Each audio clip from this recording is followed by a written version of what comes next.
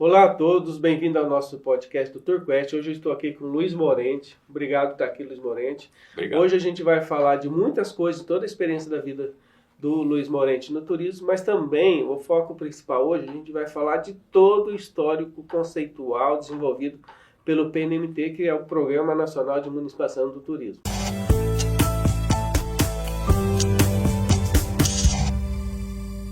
Sejam bem-vindos, muito obrigado. Obrigado, Luiz Morente, por estar aqui com a gente.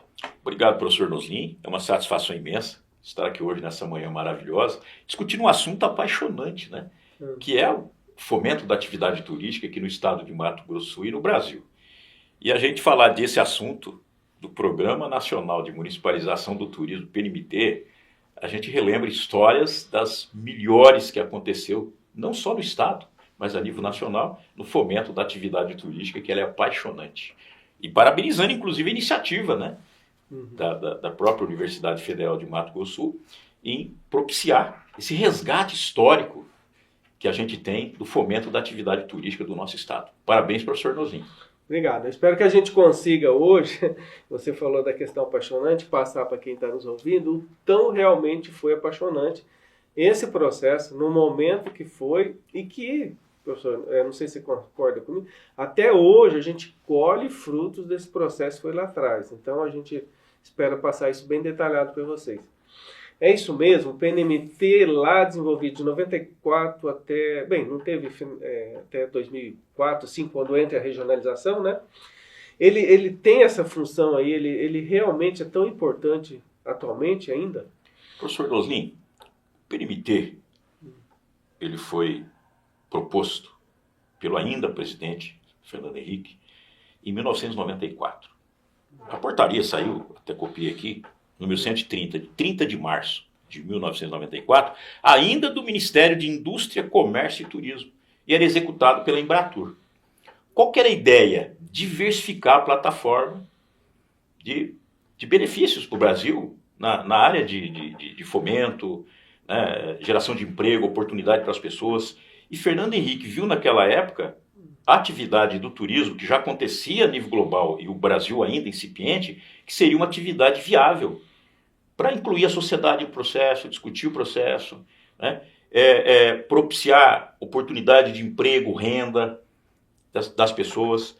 Enfim, criou um programa para disciplinar esse processo, fazer a gestão do processo, e aí começou toda a parte de organização do Programa Nacional de Municipalização do Turismo em 94, mas precisamente ele iniciou as atividades em 1995, até porque um ano para o arranjo, formar os moderadores, né, a importação de duas metodologias, Metaplan e ZOP, metodologias alemãs que a Embratur importou, adaptou numa metodologia própria à nossa realidade brasileira, e foi denominada de enfoque participativo, e essa foi a base que deu toda a sustentabilidade, inclusive, de todas as realizações do programa a nível nacional. Então essa é mais ou menos a história do PNMT, como ele começa. Agora, assim, é bom esclarecer, porque o objetivo do programa era levar o turismo para todos os municípios do país, né? A iniciativa é essa, pelo menos fazer chegar ao município a oportunidade de desenvolver o turismo. E precisava dessa formação dos multiplicadores, né? Era isso, né? E se espalhou pelo Brasil. Professor Noslin, é uma lógica. Quem que recebe o turista? É o morador local, chamado de autóctone, dentro da linguagem técnica. Mas se é o morador local, ele precisa ser preparado para isso. E o turismo acontece nos municípios. Então, o processo de municipalização, inclusive quando se fala muito hoje em municipalização, ele iniciou já com essa filosofia do PNMT lá atrás, em 1994. Que aí se alastrou, outras áreas de necessidade foram incorporadas também ao processo do municipalismo, mas ele começou a discussão lá em 1994.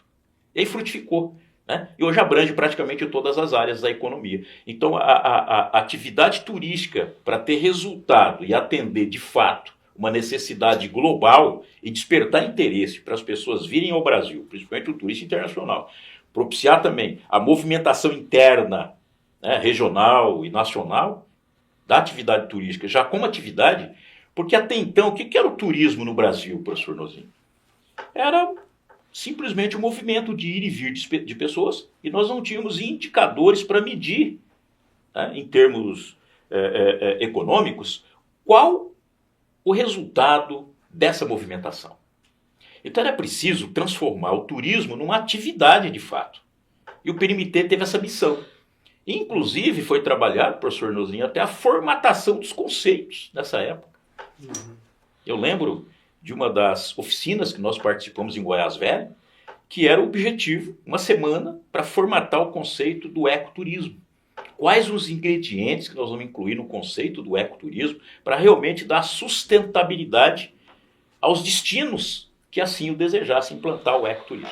Então, essa discussão de conceito, até você cita o do ecoturismo, teve outros conceitos também, por exemplo, acho que do turismo rural, também se formou grupos para chegar. Exatamente. E conceitos que evoluíram a partir dali, porque a concepção de 94 era meio em construção, vamos dizer assim, né? Talvez não do ecoturismo ser um conceito mais mundialmente conhecido, mas do ecoturismo houve mudanças ali também, né? Na verdade, depois desse processo inicial, ele teve muitas adaptações, né? Aliás, porque na verdade nós estamos trabalhando com uma atividade que ela faz parte de um processo. E todo processo ele é dinâmico. E vem mudando à medida que as coisas vão acontecendo. E o interessante é que você tem o quê? Uma linguagem universal global inserida.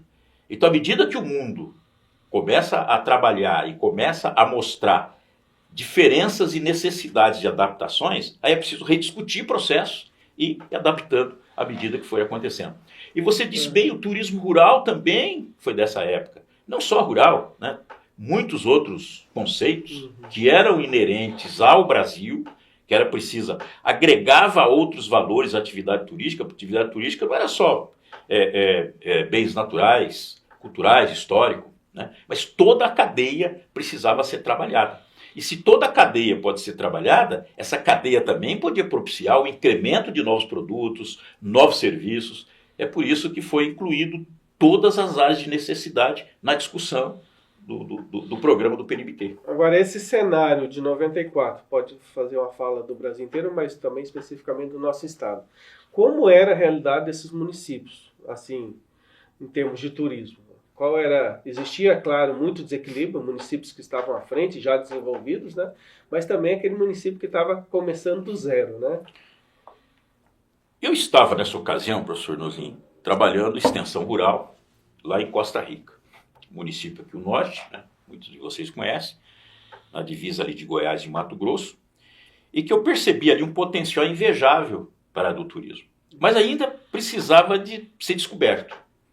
Aí eu descobri o programa de municipalização do turismo já em 94. Percebi que ali seria um norte de iniciar um processo de discussão. O que nós iniciamos em Costa Rica? Primeiro o diagnóstico, orientado já pelo PNMT. Nessa ocasião, inclusive, eu fiz algumas oficinas na própria Embratur, junto com os moderadores da Embratur. Eram as primeiras oficinas que estavam acontecendo para mostrar o programa e de que maneira que podia ser implementado. Então eu comecei em Costa Rica. Fiz para isso, inclusive, um seminário. A professora Vera Tilde, nessa época, esteve lá, ministrando um seminário belíssimo, com 160 pessoas. Qual que era a finalidade? Despertar que nós tínhamos o potencial e podia ser explorado, economicamente, inclusive. E inserir dentro do processo econômico que Costa Rica já tinha. Um agronegócio forte, uma pecuária forte. Aí estava começando a soja, milho, né? Algodão veio bem depois. E para agregar, inclusive, eu cheguei até a montar em Costa Rica uma unidade demonstrativa, numa das fazendas, para mostrar toda essa potencialidade que existia. Mas quem deu o norte para a gente? As diretrizes do PNMT, iniciando lá. Quando a Nilde Brum assume a superintendência recém-criada de turismo, em 1999, já no governo Zeca, primeiro ano do governo. Uma das missões de resgatar esse programa, ela lembrou do trabalho que nós já fazíamos em Costa Rica e convidou para assumir, junto com uma equipe, né, esse processo. Eu lembro que aí, primeira missão que nós tivemos, professor Nozinho, no Estado, foi criar o comitê gestor, que era uma exigência do próprio programa. E a partir do comitê que foram criados os conselhos municipais de turismo. O comitê era formado pelo Sistema S, pela sociedade organizada, pelo trade turístico daquela ocasião. As universidades? Sim, as universidades foram fundamentais no processo de discussão. Então nós iniciávamos o processo de discussão. Baseado, para dar sustentabilidade a esse processo, nós tínhamos uma metodologia que utilizava e praticava essa metodologia de enfoque participativo, onde o produto final das nossas oficinas era discutido com as pessoas, era construído coletivamente. Então era uma forma também, além de você extrair o saber, o conhecimento das pessoas, valorizar o conhecimento das pessoas, e não importa quais as pessoas. Nós atendíamos desde o leigo, praticamente analfabeto, até o letrado, numa mesma metodologia, porque a linguagem era muito simples e era entendida por todos. Agora, na prática, um município lá que começou do zero, a gente pode até dar alguns exemplos. Qual era os passo a passo? O primeiro passo, né, do PNMT, chegou no município, olha, a gente está aqui para convencer, vender a ideia do turismo. Qual era o primeiro passo a se fazer dentro dessa metodologia? Primeiro passo, oficina de sensibilização. Nós nem tratávamos como conscientização, que o processo é mais longo. Sensibilização. O que nós mostrávamos? De acordo com o potencial, primeiro a gente fazia um levantamento do potencial do município. Os principais atrativos, os principais ícones ainda em potencial, que poderia ser explorado para dar o diferencial ao destino. E a partir disso, a gente ia para uma oficina, o beabá da oficina, com perguntas simples. O que é turismo? O que você entende por turismo? Quais os benefícios que o turismo pode trazer para a comunidade?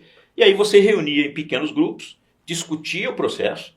Todo ele era registrado em fichas, bem simples, com um pincel atômico mesmo, escrito, na linguagem que cada um entendia, das perguntas que você fazia. Como agora, você está fazendo as perguntas para mim, eu estou respondendo. A metodologia é exatamente essa. Você passa as perguntas, né, e eles respondem para você dentro da linguagem e entendimento deles. E nesse grupo aí está tudo, está a comunidade, está empresário, está estudante. Nós trazíamos vereadores. Por que vereadores? Porque lá na frente, qual que era o objetivo? Criar os conselhos municipais, que estão até hoje funcionando. Eu trabalhei na criação de 26 conselhos municipais. Colocava minha bolsinha de couro, na época, colocava todo o material lá dentro. Aí a professora Anice e o seu João motorista pegavam o carro da fundação, na época era a Superintendência de Turismo, e entrava em contato com o secretário de turismo ou da pasta de turismo, tinha alguns municípios que nem ainda existia, estava discutindo ainda, entrava em contato com o prefeito ou com algum secretário e, olha aqui, nós temos uma proposta e queremos discutir com a comunidade. Então vamos discutir. Passava o perfil das pessoas que iam participar da oficina, aí uma sala de aula, ou qualquer local que estivesse lá disponível na comunidade, colávamos os nossos isopores para fazer o painel, forrava, e aí começava a oficina. E todas elas, professor, muito participativa. As pessoas tinham, assim, sabe, aquela necessidade de conhecer uma proposta que também, intimamente, eles sabiam da importância, mas não sabiam de que maneira iria conduzir o processo. Aí você discutia, sensibilizava, e já como próximo passo, já marcava a próxima oficina. Qual que seria o objetivo da próxima oficina? Já organizar para montar o Conselho Municipal de Turismo. Uma segunda fase desse processo. Segunda fase do processo, que era o quê? Organização. Primeiro desperta, depois você começa a iniciar o processo de organização, porque aí ele é constante depois. Então, o que acontece hoje nos conselhos municipais de turismo, já na atividade do turismo que acontece no Estado, já é progresso daquela fase embrionária do PNMT que iniciou lá com a comunidade na sua discussão. Agora, a grande discussão do projeto da filosofia, que é muito interessante, essa base que se monta nesse início de sensibilização, de organização, é porque ela tem um processo muito interessante adiante, que é a própria função de planejar o município. Né? O planejamento tem que surgir daí, não é a coisa que vem de cima para baixo. Exatamente. Isso era a filosofia dele. A missão final, exatamente o planejamento. Só que não adianta você planejar uma atividade que as pessoas a desconhecem. Então, nós temos toda uma fase. Sensibiliza, trabalha com nivelamento. O importante é unificar a linguagem dentro da realidade local. Isso é importante. Cada um tem as suas características peculiares. dentro do componente ambiental, histórico, né? O componente da cultura, do ambiente. Então você, de acordo com essa realidade que era discutido nessas plenárias, aí você começava, partia para a organização, criava o conselho, capacitava os conselheiros, porque não adianta participar de conselho desconhecendo o processo. Então os conselheiros também eram capacitados através dessas oficinas. No final recebia o seu certificado de participação, certificado da Embratur, assinado por Ana Maria Marcondes, que era a nossa coordenadora geral, pelo Caio, que era o presidente da Embratur, eram as pessoas que iniciaram o processo, né? E a gente também assinava como moderador aqui do estado de Mato Grosso do Sul, representando a Superintendência de Turismo. Então todas essas pessoas foram certificadas, né, para trabalhar o processo. Depois dessa etapa, aí sim, aí nós partimos para o planejamento. Mas você já tinha uma equipe. E o interessante, professor Nozin, equipe esta de voluntários da sociedade. Ninguém recebia nada por isso. Eram voluntários. E que a gente acredita muito na solidez do processo é a participação efetiva da sociedade, mas como voluntários, acreditando que é possível que as coisas possam acontecer de fato. Então o PNMT tinha essa base, né, de discussão. E eu lembro também nessas discussões, professor Nozin, quando o nosso processo ainda era desorganizado na época, eu vou citar aqui alguns exemplos que é interessante. Miranda, Corumbá e Porto Murtinho. Qual que era o turismo praticado? Miranda, Corumbá, Porto Murtinho. Pesca predatória. E através da pesca predatória, trazia alguns dissabores que não eram interessantes para a sociedade, como, por exemplo, o turismo sexual, envolvendo crianças, adolescentes. Então, essa era a realidade. Agora, o que fazer para quebrar esse paradigma? Tem que ser um trabalho massivo com a sociedade. A sociedade pode quebrar isso, mas ela tem que estar preparada. Então, por exemplo, se você olhar hoje o modelo de turismo que é praticado em Miranda, como também vem o turismo rural em Miranda como uma das alternativas, né? Aproveitando todo o potencial do Pantanal, a cultura pantaneira. Aí depois a gente vai para Corumbá, olha o que é Corumbá hoje. Daria até para trabalhar Corumbá já como um destino de ecoturismo, porque lá tem uma manifestação popular da sociedade muito intensa, dentro das festas religiosas, a participação no carnaval, enfim, algumas ações que a sociedade participa que são fundamentais para promover o diferencial do destino. E depois você tem também lá Porto Murtinho, que era um problema sério, inclusive, para os prefeitos, na questão sexual, que era muito sério lá. E aí conseguimos, através do programa, quebrar esses paradigmas e formatar novas propostas de desenvolvimento da atividade turística. Então são ganhos fundamentais. Em Miranda, inclusive, nós partimos depois para valorizar a cultura indígena. É uma das maiores populações indígenas do país, que tem uma cultura ímpar, etnias que só tem aqui. Isso sim dá o diferencial. Aí foi criado o Centro Referencial da Cultura Terena.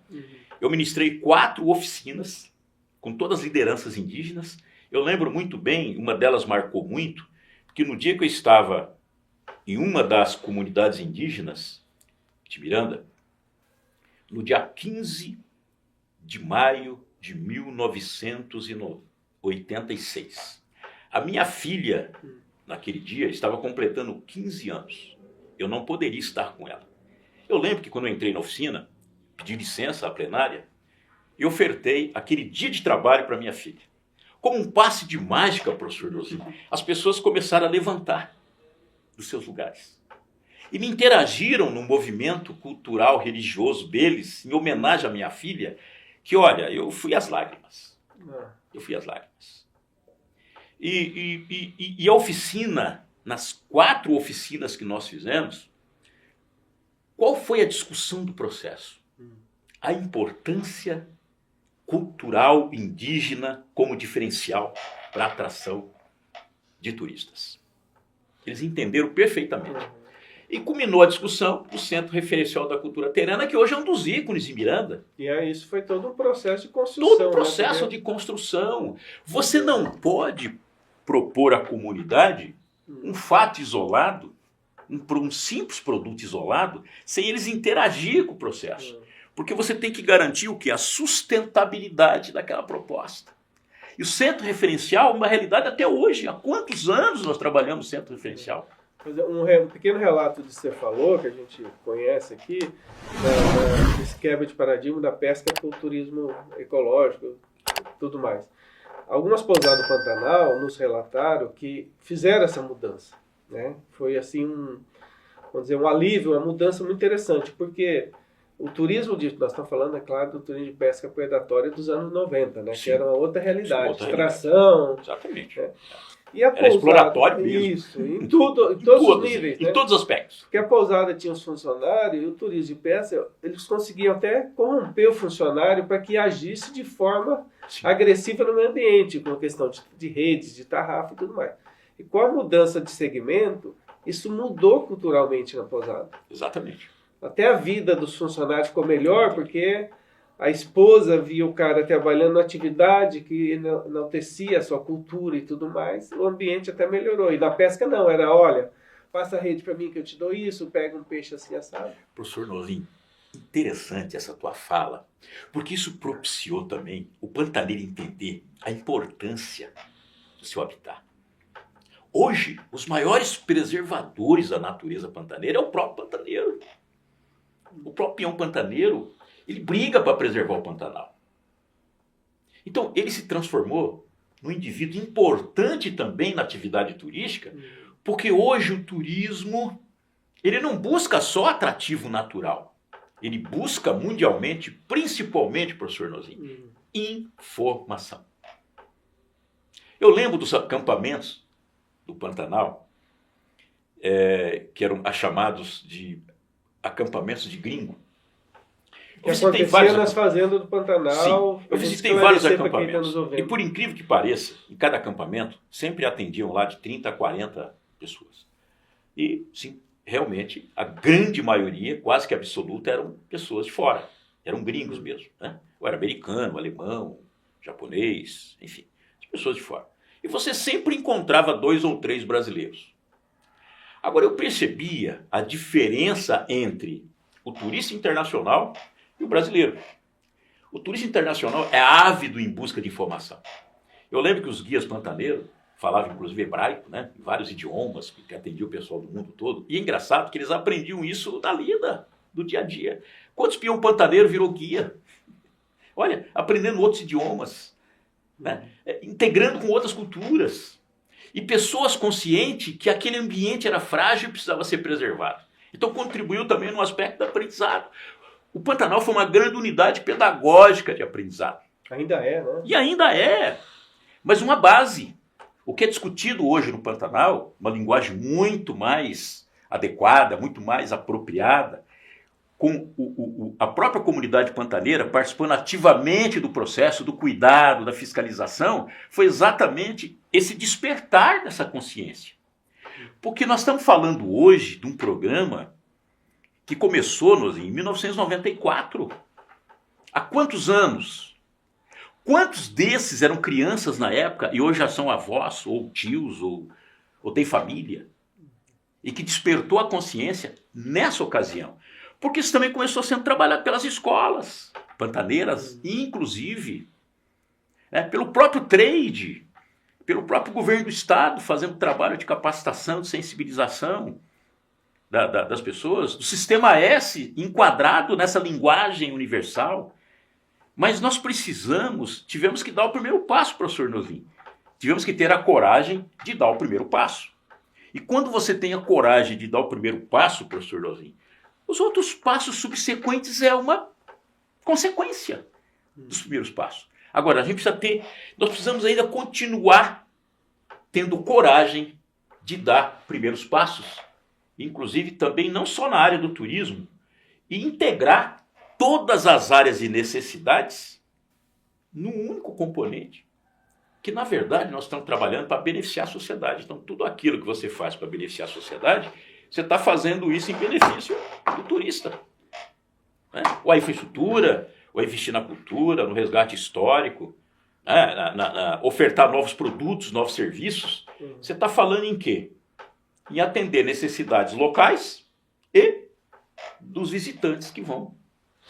Agora, essa filosofia de base do PNT que levou e que é muito emergente ainda hoje, né, que precisa as comunidades fazerem isso, levou essa possibilidade do turismo em vários municípios.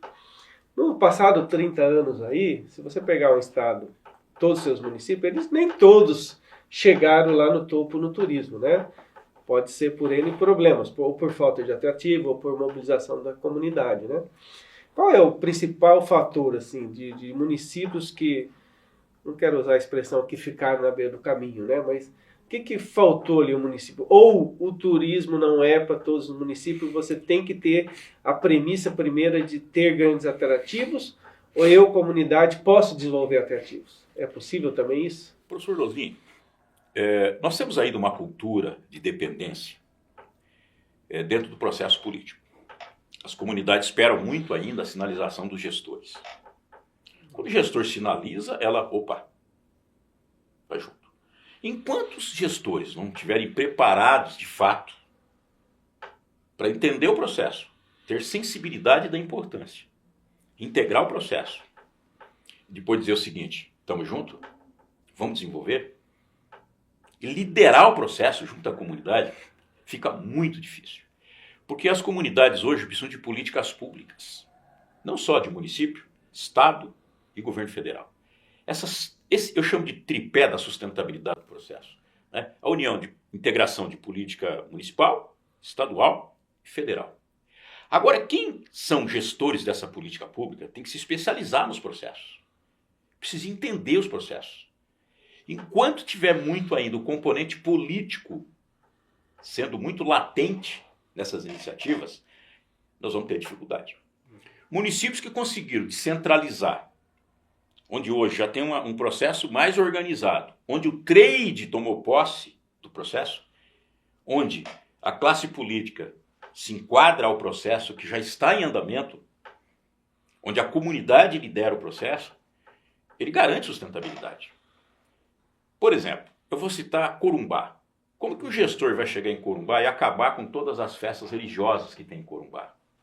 Isso já se transformou na cultura da comunidade. Eu vou citar também um outro destino famoso do Brasil, que é Parintins.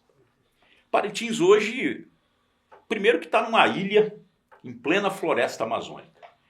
Aí o pessoal diz, mas o componente ambiental é fundamental. Óbvio que sim, mas não promove diferencial. O que promove diferencial, que nós estamos falando de Parintins, é a cultura. É a briga dos dois bois garantido e caprichoso, que leva agora no Festival de Parintins mais de 100 mil turistas. Esses turistas são atraídos em quê? Por causa do ambiente natural ou cultural? Claro que o ambiente natural vem como valor agregado. E nós temos que inverter esse conceito. Ambiente cultural, principal produto. Ambiental, agregado. Que está dentro dos princípios, inclusive do conceito do ecoturismo. Então agora, os municípios têm que entender esse processo. Ele é complexo. Por exemplo, o pessoal ainda confunde, Noslin, trabalho artesanal com trabalho manual. Qual a diferença entre os dois conceitos? O conceito é internacional.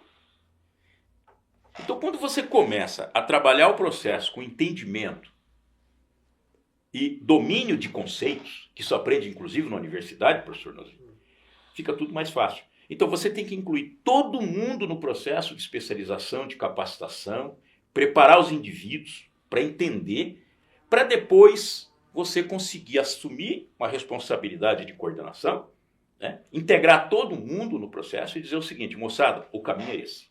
A hora que consolida, Noslin, vai embora. Por exemplo, Bahia hoje é um turismo consolidado que iniciou com o PNMT. O que tinha na Bahia? Sol e praia. Como tinha em todo o Nordeste. O que a Bahia ofertou? Componente cultural. Como ingrediente principal no processo, discutido no PNMT junto com todas essas classes.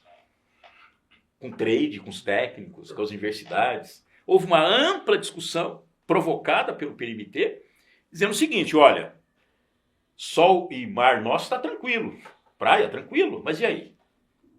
Basta aí? Não. Nós temos outros valores que podem ser agregados e transformar o nosso destino num destino diferenciado. Aí depois veio o carnaval diferenciado, nós tivemos o carnaval do Rio, que já faz parte cultural do Rio de Janeiro. Mas e a Bahia? Como é que surgiu aquele carnaval diferenciado? E aí começou a surgir o quê? Outros estados nordestinos, né? Como Pernambuco, Alagoas, aí vai lá Paraíba. Isso está fazendo uma fala, surgindo, quando fala surgiu, como produto turístico vendável, né? Você entendeu? Eu fui, por exemplo, em Coroa Vermelha, na Bahia, conhecer o trabalho dos índios pataxós. Olha, é fantástico. Mas ainda totalmente fora de conceito. Com os conceitos ainda misturados. Mas ainda já acontece o turismo lá. Inclusive nas próprias aldeias. Eu estive lá num domingo, professor Nozinho. No momento que eu estive lá, tinha 6 ônibus de turista na aldeia. Você imagina o movimento? A renda. Né? Aí você começa a olhar o perfil dos indígenas, aí começaram a buscar capacitação, qualificação. Você encontra muitos lá mestrados, doutorados, especialistas em turismo, né, advogados. Porque houve uma discussão da necessidade de preparar. Aí eu lembro também, numa viagem recente que eu fiz a Manaus, numa comunidade indígena que eu visitei, olha, fantástico. Eu tenho, inclusive, todos esses vídeos, professor Nozinho, no canal Morente Global. Vamos nas playlists, aqui o canal. Quem quiser assistir, estão lá nas playlists. E essas experiências tem muitos todas. Vídeos lá, né? Sim, eu conheci as 27 capitais do Brasil, todas as capitais aqui da América do Sul. Né? Eu conheci muito, conversando com essas pessoas, conhecendo de perto o que estava acontecendo. O Brasil tem muita coisa boa acontecendo. Cases esses que nós podemos trazer para o Estado, melhorá-los dentro da nossa realidade e promover um destino realmente diferenciado. Que tem mais uma questão também, professor Nozinho. Nós estamos agora com a rota bioceânica sendo trabalhada. Então nós não podemos deixar que o estado de Mato Grosso do Sul seja simplesmente uma passagem de turista. Nós precisamos que essas pessoas permaneçam aqui no estado. E para permanecer no estado, nós temos que ter ofertas, motivações. E motivações essas diferenciadas. Então eu vejo muito um dos componentes culturais que pode fazer toda a diferença, e tem muito a ver com o Peru, por exemplo, com a comunidade dos Incas, com a Bolívia, né, que são destinos consagrados, e que tem uma visitação enorme, e aqui do nosso lado. Mas nós também podemos ofertar produtos iguais ou melhores, e fazer essa integração através da bioceânica, e trazê-los que também são no mesmo perfil que consomem produtos nossos, aqui para o estado. Vamos falar disso também, mas aí numa segunda fase, retomando um pouquinho do PNMT, o programa seguinte ali, ou continuidade disso, foi a regionalização. Aí a gente começa a definir produtos, qual mercado atingir, que aí entra no que você está falando. E o Estado participou, fez suas regiões, dividiu em 10 regiões, você participou disso também. Mas nós tivemos outro programa, foi o PDTur, né? Isso sobrepôs o PDTur e a regionalização, o PNMT, ou não? Eles tinham focos diferentes? Naquela ocasião, professor Nozinho, por isso que é interessante integrar políticas públicas, nós tínhamos integrado política pública nacional, PNMT, Embratur, e política pública Estado. O PDTur foi uma das políticas públicas. Só que trabalhava integrado. Nós fazíamos a parte da sensibilização, que era a base. O PDTur, a regionalização. E o PNMT já trabalhava a nível nacional com esse processo já bem delineado. Por quê? A municipalização trouxe a necessidade da regionalização e da roteirização. A integração entre os municípios. Porque foi uma consequência. Nós trabalhamos os municípios. Eles próprios sentiram a necessidade de começar a buscar parceiros vizinhos, integrar o processo. Falou, opa, então nós temos que agora começar a discutir o processo de maneira regional e não mais local. Então provocou essa discussão. Então o processo de regionalização, ele advém da discussão da municipalização, que é uma consequência. Aí veio os roteiros, né? O Estado foi muito eficaz nessa parte. Por quê? Nós soubemos integrar uma política pública federal e estadual. Agora, o que aconteceu de 2003 para cá, professor Nozinho? Por uma questão política nacional, federal, o PNMT praticamente deixou de existir. Então, regionalização sozinho fica difícil sobreviver se você não tem essa base sólida de apoio. Essa base sólida de apoio, ela tem que ser constante. tem que ser melhorada, cada vez mais ativa, se você quer um processo regionalizado, realmente com resultado. O que dá a base à regionalização?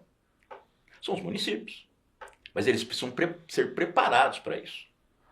Então, acho que está faltando nós resgatarmos de novo a municipalização para poder dar suporte ao processo de regionalização, que é muito bem-vindo e colheu, inclusive, mesmo assim, muitos dividendos que colhe até hoje.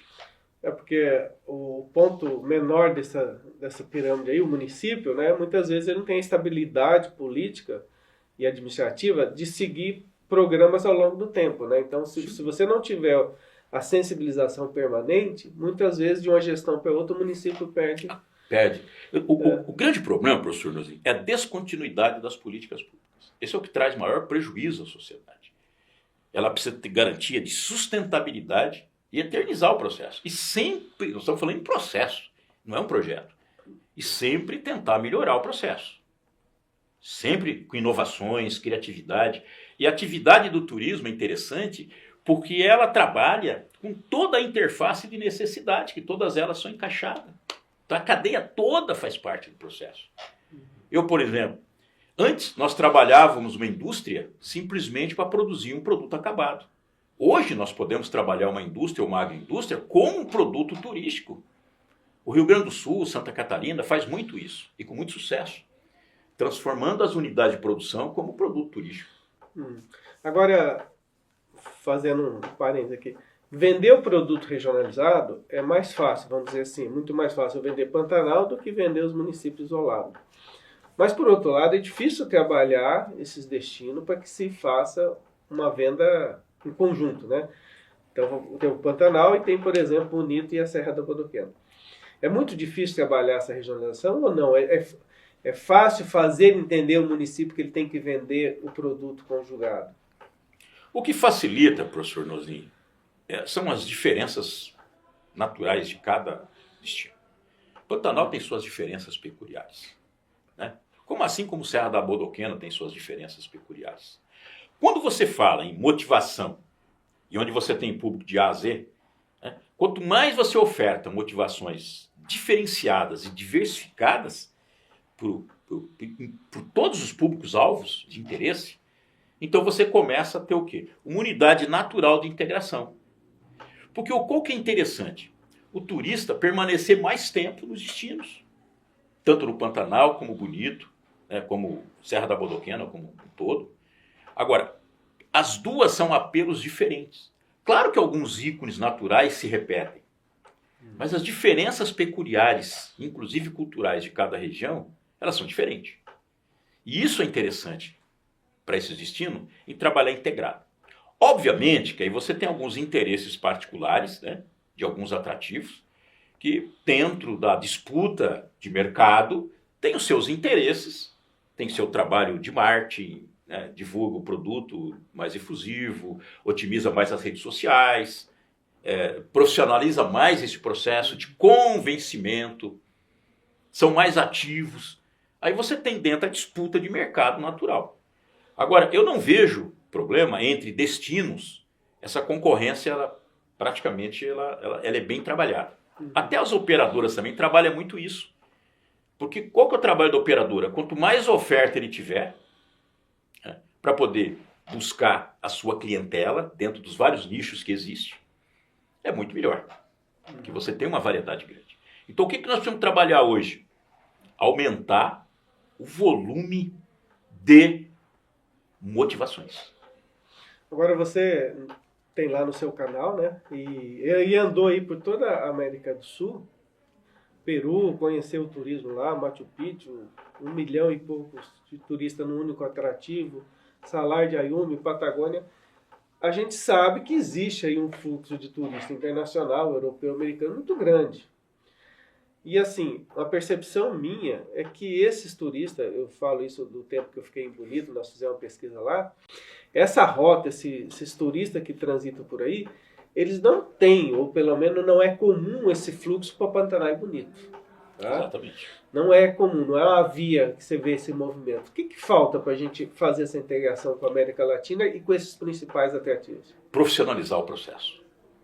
processo ainda está muito amador, deixa muito a desejar. E mais, aprender com eles, visitar mais, discutir mais com o trade. Eles avançaram em muitas áreas. Assim também como o Brasil avançou em muitas áreas, eles também avançaram. Mas é o que eu preciso. Não ver Peru, por exemplo, como destino concorrente. E nem o Peru vê Brasil como destino concorrente. Quando a gente fala em regionalização, nós estamos falando em regionalização interna no Brasil, mas aí nós temos que trabalhar também com uma regionalização de todos os países vizinhos. A Bolívia tem o seu diferencial cultural natural fantástico. Assim como o Chile, como o Peru, eu conheci o altiplano argentino, chileno, boliviano e peruano. É engraçado, todos são altiplano, a mais de 3.600 metros de altitude. Mas cada um tem uma particularidade. Claro que se você compara a cultura inca, ela é muito latente em todos esses altiplanos. Ela está latente. Porque a cultura inca foi disseminada, né, em toda a América do Sul praticamente, e ela propicia até hoje uma diferença muito grande. Mas o que eles fizeram? Eles preservaram essa cultura. Eles melhoraram essa cultura. E de posse dessa cultura, foram para o mercado internacional ofertar a cultura deles. Se você olhar, por exemplo, Peru, Vale Sagrado, eles respiram a cultura, até na vestimenta. É por isso que se tornou, como você falou em Machu Picchu, um atrativo, né? Ícone mundial. Ali você tem lá o Vale Sagrado, que é o destino. Um ícone mundial que atrai 1.200.000 turistas anos. E nós estamos falando de uma ruína de 500 anos. Interessante? Legal? Claro, eu estive lá. Eu andei 5 horas. Está no canal Morente Global, as viagens, né? Eu andei 5 horas conversando com guia, com as pessoas, discutindo. Eu queria entender aquele processo, aquela complexidade. E aí eu comparo, professor Nozlin, com, por exemplo, Templo dos Pilares em Alcinópolis. O Templo dos Pilares tem 11.000 anos. E não recebe turista. Então esse mesmo perfil que visita Machu Picchu é o perfil que eu posso trazer aqui para Alcinópolis. Poderia ser um potencial. Mas eu preciso buscar esse pessoal. Conversar com o trade, com as operadoras, fazer uma interligação. Só que não adianta eu promover isso, professor Nozin, se Alcinópolis não tem uma infraestrutura adequada para receber o fluxo. Você veja bem que encruzilhada. Então eu preciso primeiro preparar meu destino. Eu posso preparar de maneira mais tranquilo, com mais tempo, porque a infraestrutura também não é de um dia para o outro que você implanta. E você começa a trazer alguns grupos. Né? Grupos mais direcionados, como um grupo do universitários, por exemplo. Eu vejo, por exemplo, eu estava falando em Templo dos Pilares, eu vejo lá a comunidade pedagógica fantástica de aprendizado, que pode ser trabalhado com um nicho específico, com as universidades. Né? Trazer, por exemplo, universidades lá do Peru, ou do Chile, da Argentina, começar a visitar. Assim, começar pequeno. E a partir daí, como Bonito começou? Bonito também começou pequeno. E a partir daí começou, os empresários descobriram Bonito, começou a investir. E aí sim, aí vem o processo natural de desenvolvimento do destino. A gente tem aí hoje a rota, né, bioceânica, que tem, todo mundo tá numa expectativa muito grande, mas para alertar, porque não é a rota, né? A rota, nós temos rotas desde o caminho do Piabiru que ligava litoral brasileiro a coisa. Claro. Se não tiver tudo isso que você está falando, né, não adianta, não vai desenvolver, né? Se a questão cultural não for um diferencial para a gente vender nossos recursos naturais e tudo mais... Quando você falou em rota, vamos fazer um comparativo. Vamos pegar a BR, que vem um dos principais destinos, né? Nosso emissor é São Paulo. Aí nós temos uma BR que sai lá de Presidente Prudente, São Paulo. Né? A 262. Corta todo. Aí passa lá Bataguaçu, né? E passa aqui em a Nova Alvorada, né? Aqui em Anduí, Campo Grande. Olha, vamos chamar isso de rota, e na verdade é. Você tem aí, mais ou menos em média, 6.000 veículos dia, cada 24 horas. O que o indivíduo viaja com seu veículo, abastecendo, se alimentando, Ele viaja com dinheiro, Nozinho. E eles passam também nesses municípios. E às vezes muitos nem param, que não há motivação para parar. A Bioceânica pode se transformar também num roteiro de simplesmente passagem no estado de Mato Grosso do Sul. Se não houver motivação para que eles possam parar aqui, e depois o indivíduo pode estar viajando de repente até a negócio, que também é um turista. Na próxima viagem ele pode trazer a família, óbvio. Pô, que legal lá, vou levar minha família na próxima. Já começa a programar para trazer os filhos nas férias. Porque é esse turismo que nos interessa, é o turismo família. Rende mais, né? Que valoriza mais. E o turismo negócio pode trazer família. Então nós não podemos pensar numa rota simplesmente de exportação. E todo esse potencial que a gente está falando, ali do Chile, da Argentina, do Peru, né? Todos eles vão se valer da rota bioceânica para fazer os seus negócios. E também o turismo. Então nós precisamos organizar de tal forma esse processo para ser competitivo nesse mercado. Senão, a gente não vai ter esse fluxo aqui. Né? Com mais potencial que nós temos. Agora, dentro do nosso potencial, quais são os principais ícones? Cultural. E nós temos ícones culturais ímpares que não tem concorrente. Porque destino natural, meu amigo, tem concorrência. E muito. Até mesmo uma área pantanosa. Sim. Né? Agora a cultura não. Então nós precisamos investir valorizando, resgatando essa cultura. E a história também, né? Eu estou olhando lá o prefeito Gabriel de Bela Vista com uma história latente da retirada da laguna, palco de guerra, e onde você tem ao lado Bela Vista também, Paraguai, com uma cultura diferenciada paraguaia que entrelaça o processo. E lá também é uma entrada de uma rota bioceânica. Também é uma das entradas. E que pode ser transformado também Bela Vista num excelente destino até de ecoturismo, que vem inserir no processo do desenvolvimento do turismo do estado como mais uma alternativa. Agora, eu não posso ver Bela Vista como destino concorrente de Bonito, por exemplo. Nunca. Tem que se integrar o processo.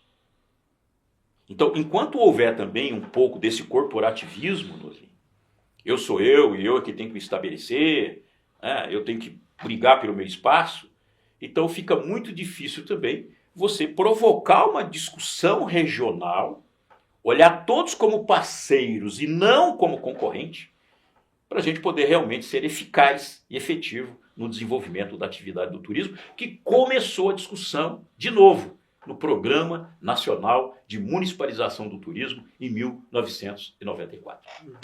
Agora, fazer uma crítica, uma autoanálise aí desse programa. A gente não esqueceu nesse programa, no desenvolvimento do turismo do estado, a gente não esqueceu um pouco as fronteiras? Por que eu quero dizer isso? Hoje, muitas vezes, você fala com a pessoa, pô, fui para Assunção, uma maravilha, parece que está descobrindo hoje. Esse processo não demorou? A gente devia ter trabalhado mais essa integração? Professor Nozinho, tanto de lá para cá como daqui para lá. De 94 a 2002, você há de convir comigo, para trabalhar uma atividade complexa a nível nacional ou estado, é pouco tempo. O PNMT estava avançando, nas suas fronteiras, inclusive, mas não nos deixaram avançar. O componente político falou mais forte, infelizmente. Aí o PNMT ficou sepultado. Eu lembro que na época no Embratur até a sigla incomodava. Porque a sigla lembrava de um governo anterior. Então o grande entrave hoje ainda, e a gente falou sobre isso, é o componente político ainda. Esse componente político ele tem que aproximar mais os componentes técnicos. E um não pode sombrear o outro, tem que haver uma composição sim. Integrar política pública, né? Gestores políticos, inclusive, com a classe técnica. E um não pode ver o outro como concorrente, tem que ver como parceiro, trabalhar junto, cada um com um papel específico no processo. Eu acho que aí todo mundo vai ganhar com isso, com toda certeza. Então o processo da municipalização não chegou nas fronteiras.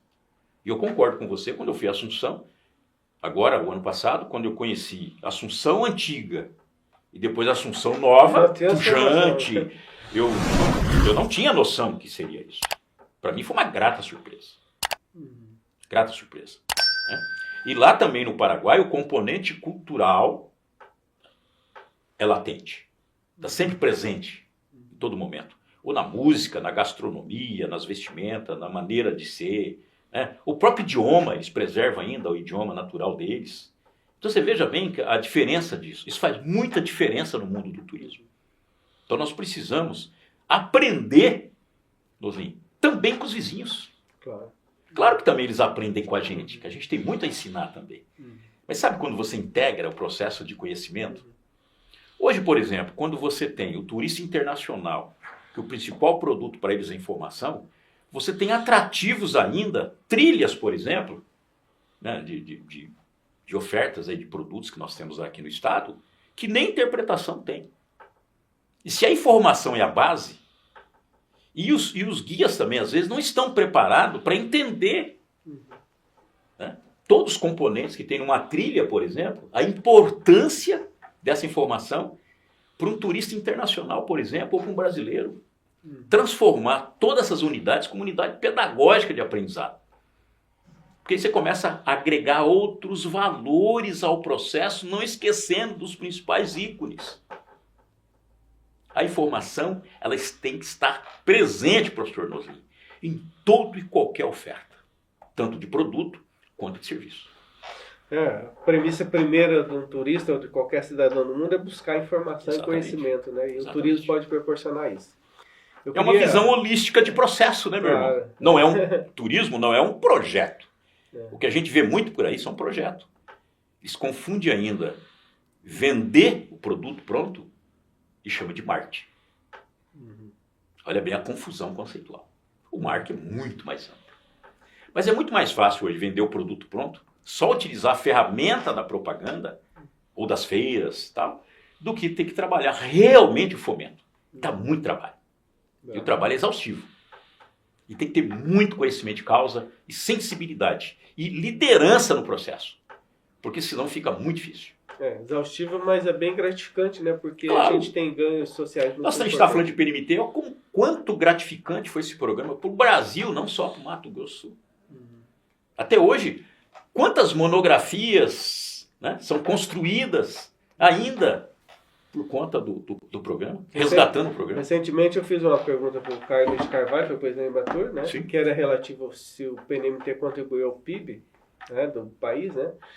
Ele falou, o PIB eu não sei, mas o FIB, que é a felicidade interna. Ótimo. Isso excelente resposta. Foi muito... Não tem dinheiro que pague. Eu acho que a atividade do turismo, meu amigo Nozinho, ela está muito mais no componente espiritual do que, na verdade, aquilo que é físico. Porque o valor nosso de ser humano está exatamente nas entrelinhas e não aquilo que aparece ser. E o turismo tem essas entrelinhas que aguça a criatividade, promove sonho das pessoas. E por isso que tem que ter muita responsabilidade quando vai trabalhar com essa atividade, porque você está trabalhando, mexendo com o sonho das pessoas. É a parte mais sagrada do ser humano, são os sonhos. E quando você frustra isso, meu amigo Nozinho, não é bom para ninguém. Papo para mais uma hora, mas hoje não vai ser possível. Queria agradecer Luiz Moreno por estar aqui. Obrigado. A tempo bom! Que bom, né, que tivemos essa conversa e a tempo que gostaria de ter, porque esse registro todo do processo histórico de construção, a gente tem que sempre repassar e valorizar. Espero que tenha sido a contento, né, a nossa conversa, assim também como o seu conhecimento, o valor histórico seu também como professor nessa área, né? Eu acho que esse legado que a gente deixa, Nozinho, não tem dinheiro que pague. Por isso que eu vou escrever o livro, vou lançar agora e tá todas essas diferenciais aí no livro. Com isso daí, tá com seus relatos históricos. Obrigado. Ok, vocês, muito obrigado, até o nosso próximo Obrigado, episódio. pessoal. Um beijo no coração.